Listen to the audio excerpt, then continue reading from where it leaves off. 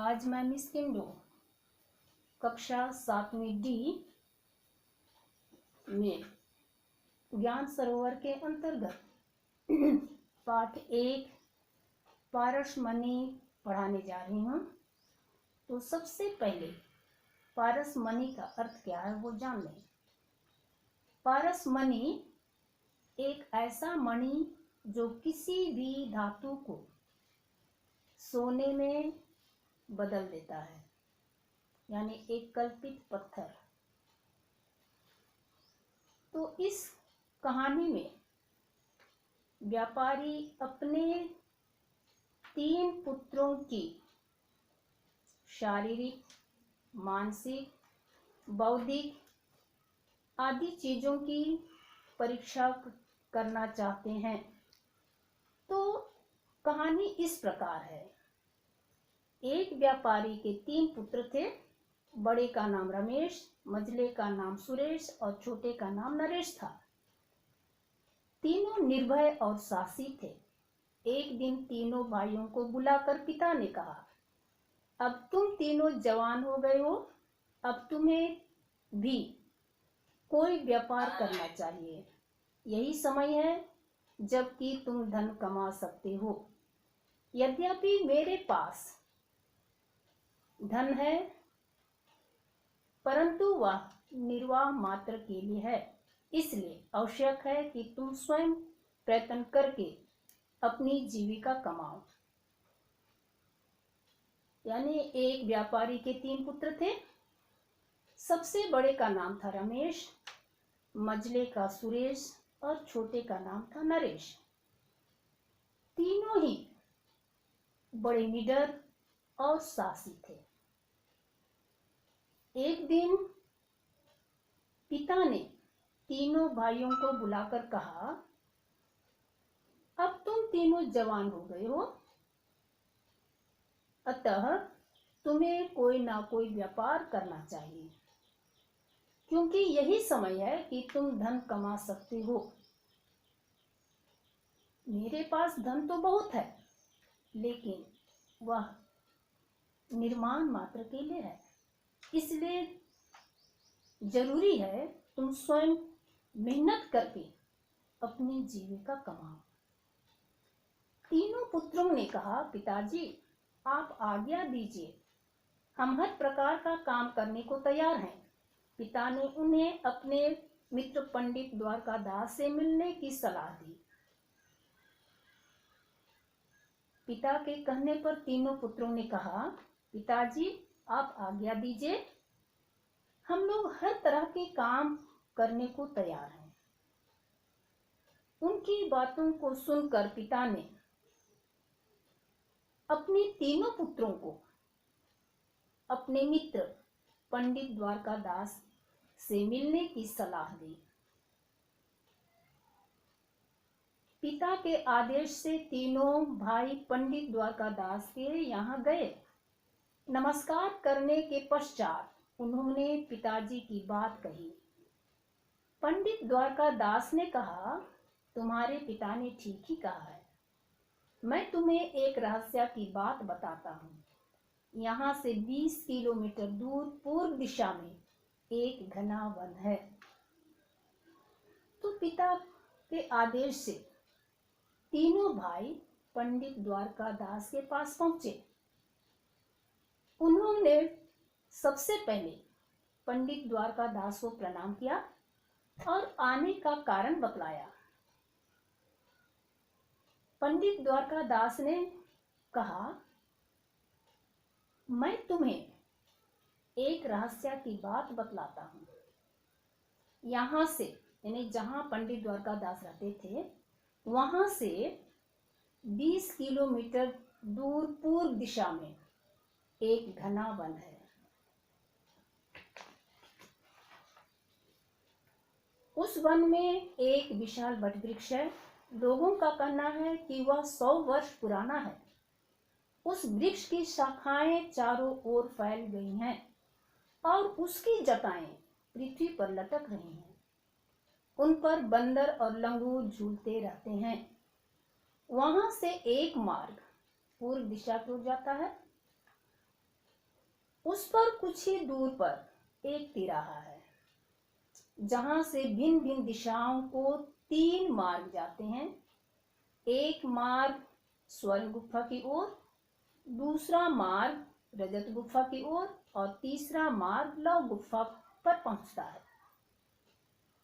तो पंडित द्वारकादास ने उनसे कहा कि उस वन में एक विशाल बट वृक्ष है, बरगद का पेड़ है। लोगों का कहना है कि वह बट वृक्ष 100 वर्ष पुराना है। उसकी शाखाएं चारों ओर फैल गई हैं और उनकी जटाएं पृथ्वी पर लटक रही हैं। उन पर बंदर और लंगूर झूलते रहते हैं। जो जटाएं पृथ्वी पर लटक रही हैं उन पर बंदर और लंगूर झूलते रहते हैं। वहां से एक मार्ग पूर्व दिशा की ओर जाता है। उस पर कुछ ही दूर पर एक तिराहा है। एक तिराहा यानी 3 राहों का मिलन स्थान। तो उस पर कुछ ही दूर पर एक तिराहा है जहां से यानी तिराहे से भिन्न भिन्न दिशा को 3 मार्ग जाते हैं। जहां पर 3 रास्तों का मिलन स्थान है वहां से भिन्न भिन्न दिशाओं को 3 मार्ग जाते हैं। उसमें से एक मार्ग स्वर्ण गुफा की ओर जाता है, दूसरा मार्ग रजत गुफा की ओर और तीसरा मार्ग लव गुफा की ओर जाता है। रमेश ने पूछा, कौन सा मार्ग स्वर्ण गुफा की ओर जाता है? पंडित द्वारकादास ने उत्तर दिया, या तो मुझे भी नहीं मालूम। तुम तीनों में से कोई तो वहां पहुंचेगा ही। वहां से जितना सोना निकाल सको निकाल लेना। जब पंडित द्वारकादास ने कहा कि तिराहे से 3 रास्ता 3 मार्ग अलग अलग दिशाओं को जाता है, एक स्वर्ण गुफा की ओर, दूसरा रजत गुफा की ओर और तीसरा है लव गुफा की ओर। इस पर रमेश ने कहा, कौन सा मार्ग स्वर्ण गुफा की ओर जाता है? इस पर पंडित द्वारकादास ने कहा, या तो मुझे भी नहीं मालूम, लेकिन तुम तीनों में से कोई ना कोई स्वर्ण गुफा को पहुंचेगा। वहां से जितना लोहा निकाल सको निकाल लेना। तीनों भाई सहमत हो गए। पंडित जी को प्रणाम कर विदा हुए। दिन ढलने से पहले ही वे वन में जा पहुंचे। आगे बढ़ने पर उन्हें बट वृक्ष भी मिल गया। बट वृक्ष से पूर्व दिशा के मार्ग पर चलते हुए वे तीनों एक तिराहे पर पहुंच गए। रात उन्होंने वृक्ष के नीचे बिताई और सवेरा होने पर फिर वहां से तीनों अलग अलग रास्तों से गुफा की ओर चल पड़े। पंडित द्वारकादास की बातों से तीनों भाई सहमत हो गए और उन्हें प्रणाम कर वहां से चल पड़े। सूर्यास्त होने से पहले ही अर्थात दिन ढलने से पहले ही वे वन में जा पहुंचे। कुछ दूर आगे बढ़ने पर कुछ दूर तय करने के बाद उन्हें एक बट वृक्ष भी मिल गया। बट वृक्ष से पूर्व दिशा के मार्ग पर चलते हुए वे तीनों एक तिराहे पर पहुंच गए। जहाँ 3 रास्तों का मिलन स्थान है वहां पर पहुंच गए। रात उन्होंने उसी पेड़ के नीचे बिताई और सुबह होते ही वे तीनों वहां से अलग अलग रास्तों से गुफा की ओर चल पड़े। सबसे बड़ा भाई रमेश चलता जा रहा था और मन में सोने की गुफा से सोना लाने के सपने देख रहा था। अंत में वह गुफा तक पहुंच गया। जो ही वह उसमें प्रवेश करने लगा त्यों ही उससे भयंकर ध्वनि सुनाई दी। ठहरो, मैं इस गुफा का रक्षक हूँ। यहाँ तक असीम साहसी मनुष्य ही पहुंच सकता है। तुम वीर दिखाई देते हो, जाओ गुफा से एक बार में जितनी धातु निकाल सको निकाल लेना। याद रहे, दोबारा गुफा में घुसने का विचार मत करना, नहीं तो बाहर नहीं आ सकोगे। तो सबसे बड़ा भाई रमेश चलता जा रहा था और मन में सोने की गुफे से सोना लाने के सपने देख रहा था। यानी उस तिराहे से जो 3 अलग अलग रास्ते गुफाओं की ओर जा रहे थे, तीनों भाई अलग अलग दिशाओं को चल पड़े। सबसे बड़ा भाई रमेश चलता ही जा रहा था और मन में सोने की गुफा से सोना लाने के सपने देख रहा था। यानी मन में सोचता जा रहा था कि वह उस गुफा से सोना लेकर आएगा। अंत में वह गुफा तक पहुंच गया। जैसे ही वह गुफा में प्रवेश करना चाहा, वैसे ही एक भयंकर आवाज सुनाई पड़ी। ठहरो, मैं इस गुफा का रक्षक हूं। यहां तक असीम साहसी मनुष्य ही पहुंच सकता है। असीम यानी जिसकी सीमा ना हो। तो यहां तक असीम साहसी मनुष्य ही पहुंच सकता है। तुम वीर दिखाई देते हो, यानी देखने में तुम वीर लगते हो। जाओ गुफा से एक बार में जितना लोहा निकाल सको निकाल लेना। याद रहे, दोबारा गुफा में जाने का विचार तक मन में नहीं लाना, अन्यथा तुम बाहर नहीं निकल सकोगे। रमेश ने उसकी बात मान ली और दोबारा गुफा में ना जाने की सहमति दी। देव ने जलती हुई मशाल रमेश के हाथों में दे दी। मशाल लेकर वह गुफा में प्रविष्ट हुआ। मशाल के प्रकाश में उससे गुफा के अंदर का सारा दृश्य दिखाई दे रहा था। अब उसका मन आशा और निराशा के झूले में झूल रहा था। देखूं मेरे भाग्य में क्या है, सोना, चांदी या लोहा। आगे जाने पर उसने चमकता हुआ ढेर देखा। पास पहुंचकर चमकती हुई धातु को उसने गौर से देखा। धातु को परखने के बाद माथे पर हाथ मारकर उसने कहा, हाय मेरा दुर्भाग्य, सोने चांदी की गुफाओं की बजाय मैं लोहे की गुफा में चला आया।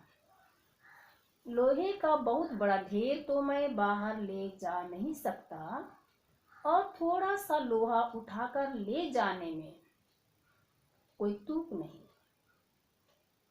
उसका मूल्य ही क्या होगा। वह निराश होकर खाली हाथ गुफा से बाहर निकल आया। तो जब रमेश को कहा गया कि दोबारा उस गुफा में जाने का विचार मन में लाना तक नहीं, अन्यथा तुम बाहर नहीं निकल सकोगे।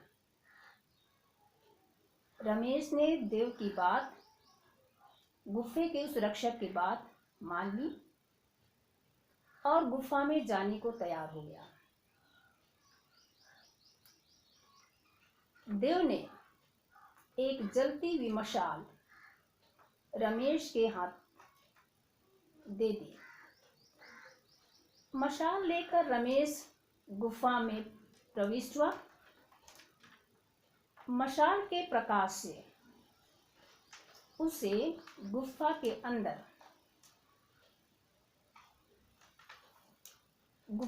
अंदर का सारा दृश्य दिखाई दे रहा था। अब उसका मन आशा और निराशा के झूले में झूल रहा था। कहने का तात्पर्य है, आशा सोना प्राप्त करने की और निराशा सोना ना मिलने की।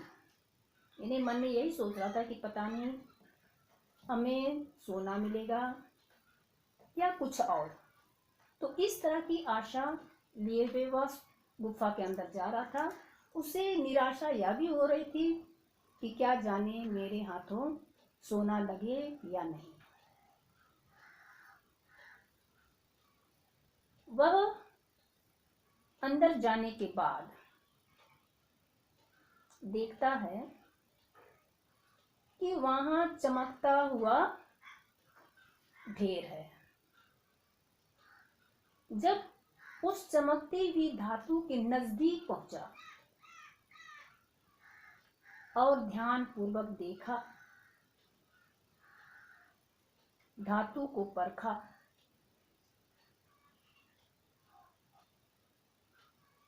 उस धातु को परखने देखने के बाद उसने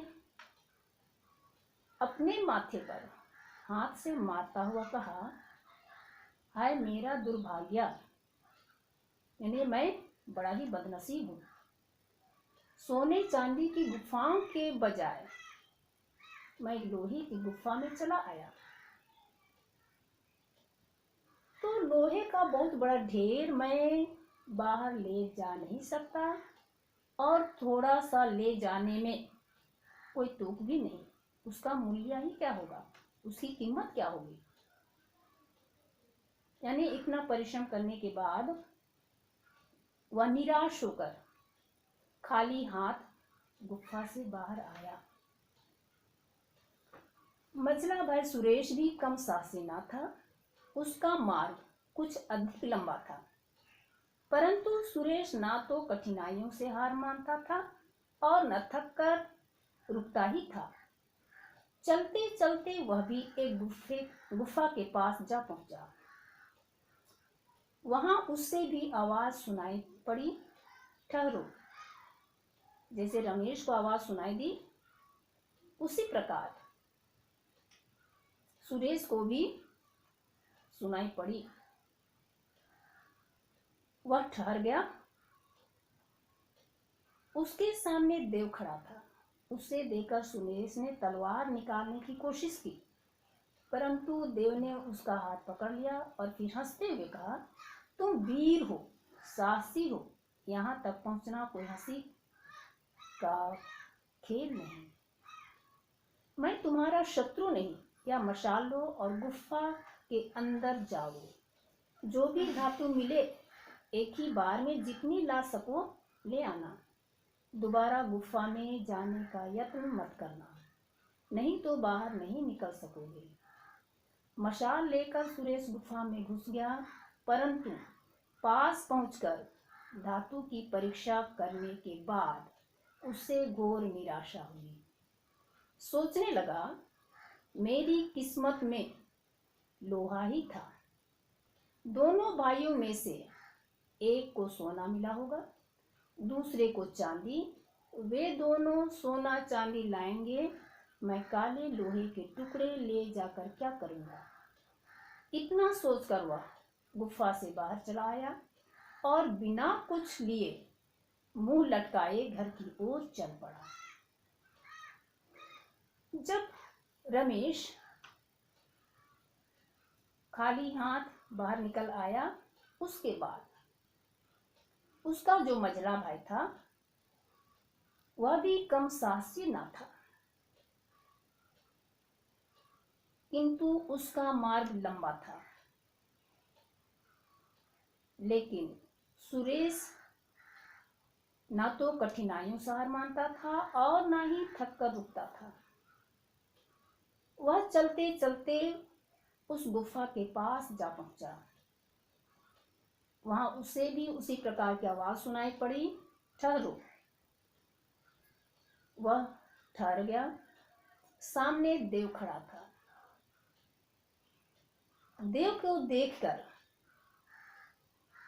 सुरेश ने तलवार निकालने की कोशिश की, लेकिन देव ने उसका हाथ पकड़ लिया और कहा, तुम बहुत ही वीर और साहसी हो। यहां तक पहुंचना कोई हंसी का खेल नहीं। मैं तुम्हारा शत्रु नहीं हूं। इस मशाल को लो और गुफा के अंदर जाओ, और जो भी धातुएं मिलेंगी या जो भी धातु तुम्हें प्राप्त होगा, जितना तुम निकाल सकते हो उतना निकाल ले आना। दोबारा उस गुफा में जाने का प्रयास भी मत करना, अन्यथा तुम बाहर नहीं निकल सकोगे। मशाल लेकर सुरेश भी गुफा में प्रवेश कर गया।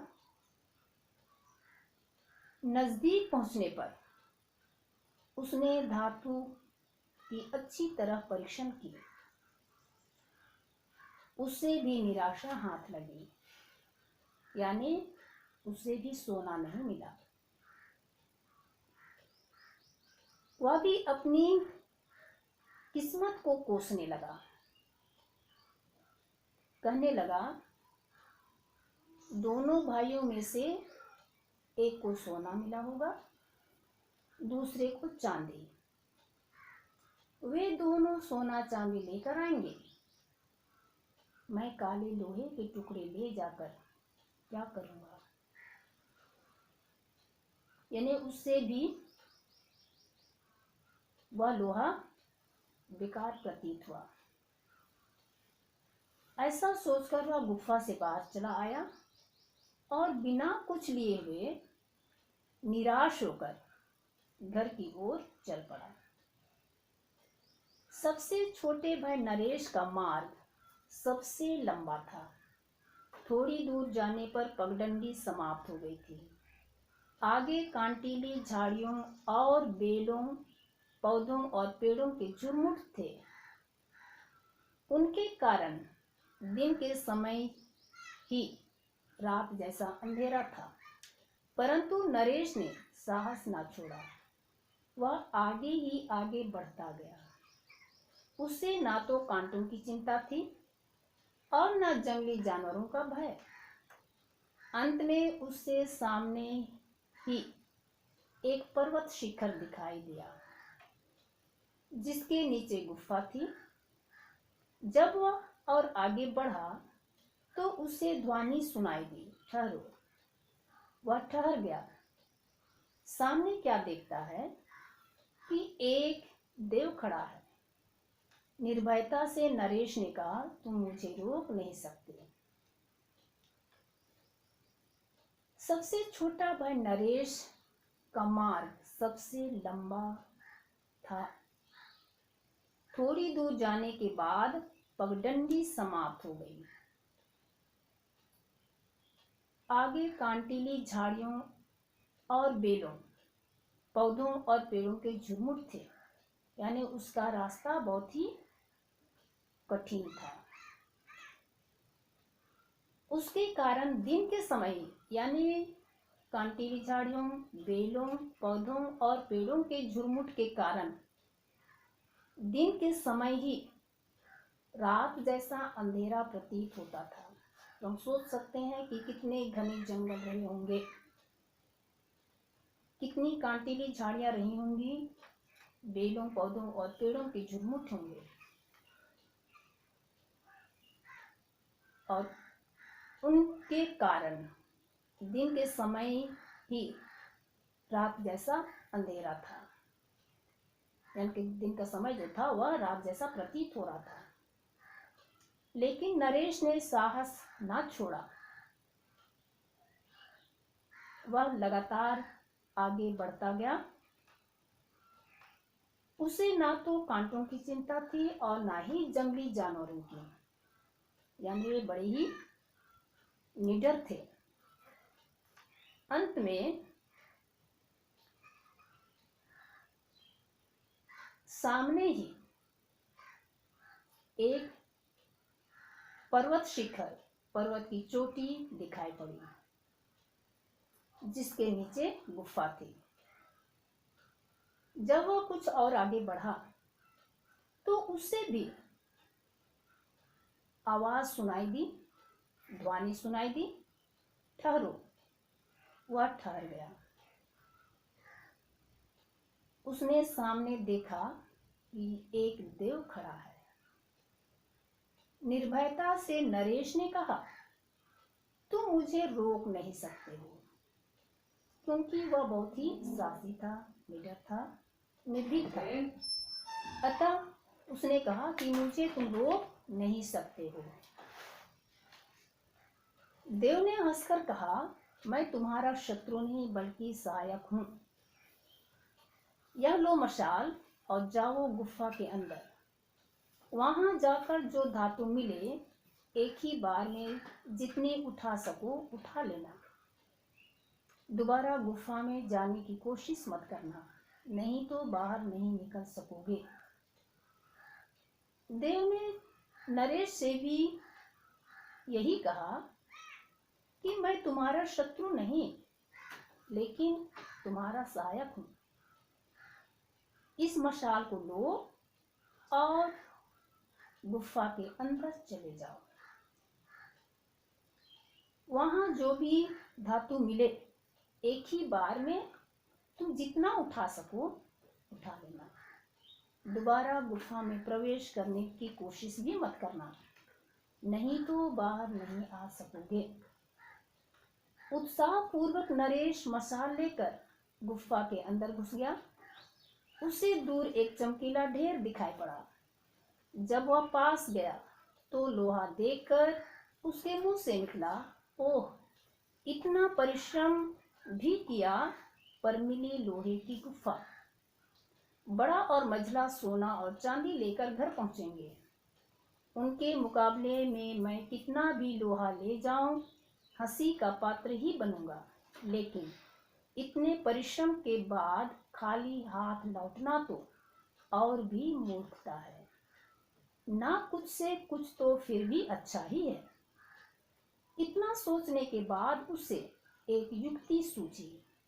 वह अंदर से ही लोहे के टुकड़े गुफा द्वार से बाहर फेंकने लगा।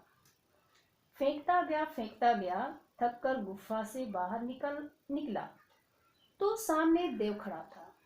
उसने कहा, नौजवान, तुम तो बहुत ही चतुर निकले। गुफा में दोबारा घुसे बिना ही तुमने पर्याप्त लोहा गुफा से बाहर निकाल लिया। धन्य है तुम्हारी बुद्धि। नरेश ने मुस्कुराते हुए कहा, गुफा का सारा लोहा मैं बाहर ले आया हूं। अब तुम यहाँ रहकर क्या करोगे? चलो मेरे संग, मैं तुम्हें काम दूंगा। देव ने सिर झुकाकर कहा, तुम सब क्या कहते हो? आज से तुम मेरे मालिक हो और मैं तुम्हारा नौकर। नरेश ने कहा, इस लोहे के ढेर को उठाओ और मेरे और पास के नगर में ले चलो। लोहे के टुकड़ों को खच्चर पर लाद कर देव पास के नगर में ले गया। वहां नरेश ने एक कारखाना स्थापित किया और अंत में असीम संपत्ति का स्वामी बन गया।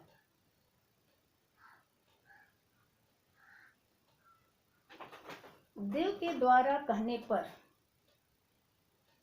नरेश भी उत्साह पूर्वक मशाल लेकर गुफे के अंदर चला गया। उसे भी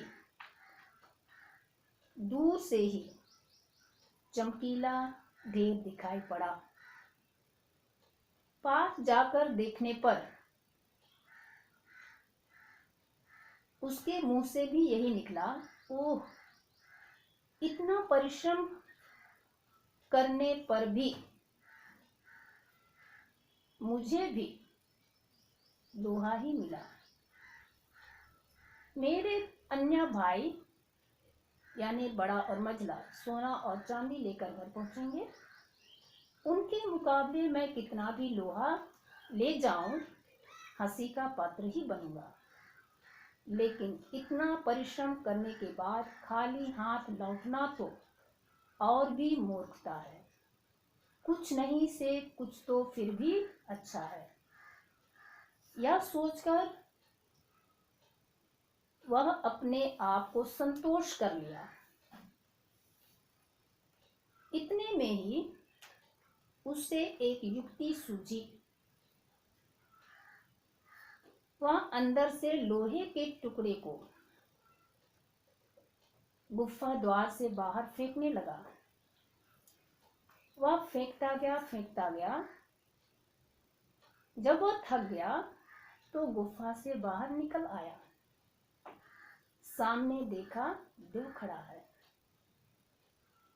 देव ने कहा, नौजवान, तुम तो बहुत ही चतुर हो, बुद्धिमान हो, चालाक हो। गुफा में दोबारा घुसे बिना ही तुमने काफी मात्रा में पर्याप्त लोहा गुफा से बाहर निकाल लिया। धन्य है तुम्हारी बुद्धि, मैं तुम्हारी बुद्धि की प्रशंसा करता हूं। नरेश ने मुस्कुराते हुए कहा, गुफा का सारा लोहा बाहर ले आया हूं।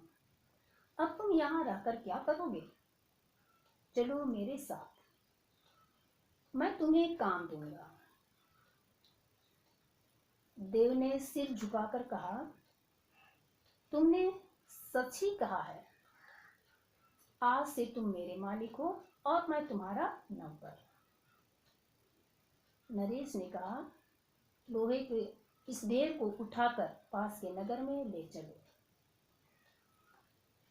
देव ने लोहे के टुकड़ों को खच्चर पर लादकर पास के नगर में ले गया और वहां नरेश ने एक कारखाना खोला और इस तरह से अंत में वह असीम संपत्ति का स्वामी बन गया।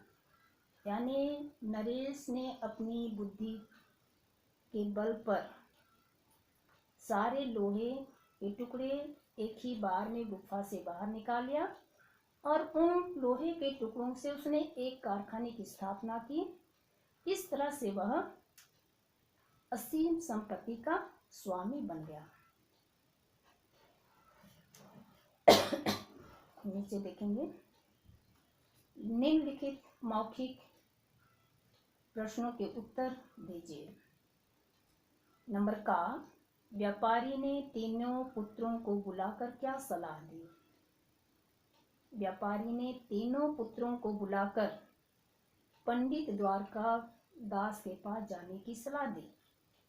तीनों भाइयों को रहस्य की बात किसने बताई? तीनों भाइयों को रहस्य की बात पंडित द्वारका दास ने बताई। तीनों भाइयों ने वन में रात्रि कहाँ बिताई? तीनों भाइयों ने वन में रात्रि वट वृक्ष के नीचे बिताई। वट वृक्ष पर कौन झूलते रहते थे? वट वृक्ष पर बंदर और लंगूर झूलते रहते थे। गुफा के पास तीनों भाइयों को कौन मिला? गुफा के पास तीनों भाइयों को देव मिला।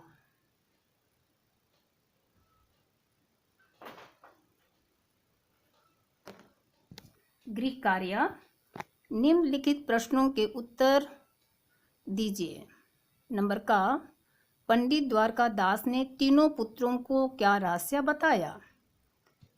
नंबर खा, रमेश गुफा से खाली हाथ क्यों निकल आया? नंबर ग, तीनों भाइयों में से आप किसे अधिक बुद्धिमान समझते हैं और क्यों? नंबर घ, नरेश ने किस प्रकार संपत्ति प्राप्त की? नंबर अंगा, तीन मार्ग किस किस गुफा की ओर जाते थे?